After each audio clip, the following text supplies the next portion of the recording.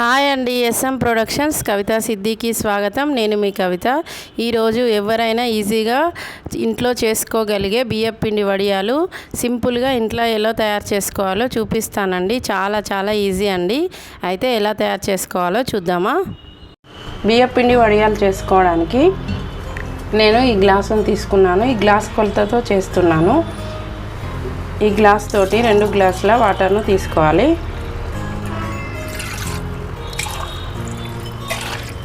ఏ గ్లాస్తో అయితే వాటర్ను తీసుకున్నారో ఆ గ్లాస్ తోటే బియ్యం పిండిని ఈ నీళ్ళలో వేసుకొని ఉండలు లేకుండా కలుపుకోవాలి.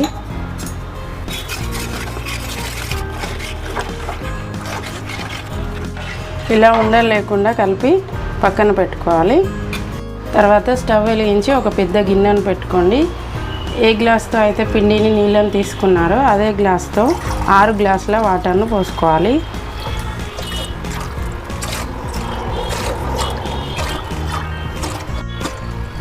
లో 1 స్పూన్ జీరా వేసుకోండి. కొంచెం ఓమ వేసుకోండి. ఎండిన మిరపకాయలు ఇలా చిన్నగా తుంచి వేసుకోండి. తగినంత సాల్ట్ వేసుకోండి. సాల్ట్ ఎక్కువగా వేయకండి, వడియాలు ఎండిపోయిన తర్వాత ఉప్పగా ఉంటాయి. కొంచెం తక్కువగా వేసుకోండి. ఈ నీళ్ళను బాగా మరగనివ్వండి. ఇలా మరుగుతున్నప్పుడు ఇంతకుముందు మనం కలిపి పెట్టుకున్న బియ్యం పిండి మిశ్రమాన్ని దీంట్లో పోసుకుంటూ కలుపుకోవాలి, లేకపోతే ఉండలు కడతాయి.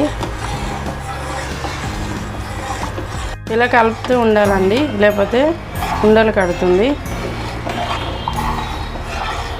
ఇలా చిక్కగా అయిన తర్వాత స్టవ్ ఆఫ్ చేసుకోవాలి.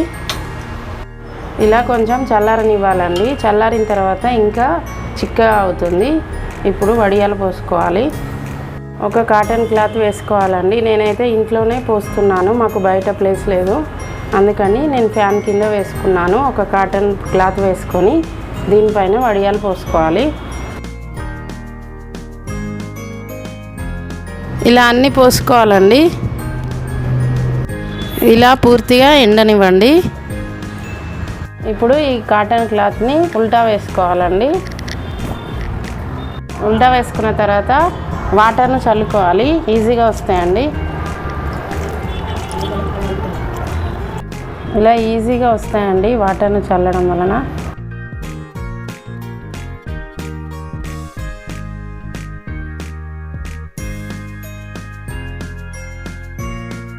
మొత్తం ఎండిపోయిన తర్వాత ఇలా ఉంటాయండి. ఇప్పుడు వీటిని నూనెలో వేసి ఫ్రై చేసి చూపిస్తాను.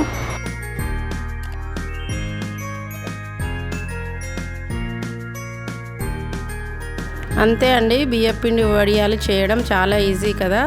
మీరు కూడా ఇంట్లో తప్పకుండా ట్రై చేయండి. ఎండ లేకపోయినా ఇంట్లో తయారు చేసుకోవచ్చండి. అయితే మీరు కూడా తయారు చేసి మీకు ఎలా కుదిరాయో నాకు కామెంట్ ద్వారా సెండ్ చేయండి.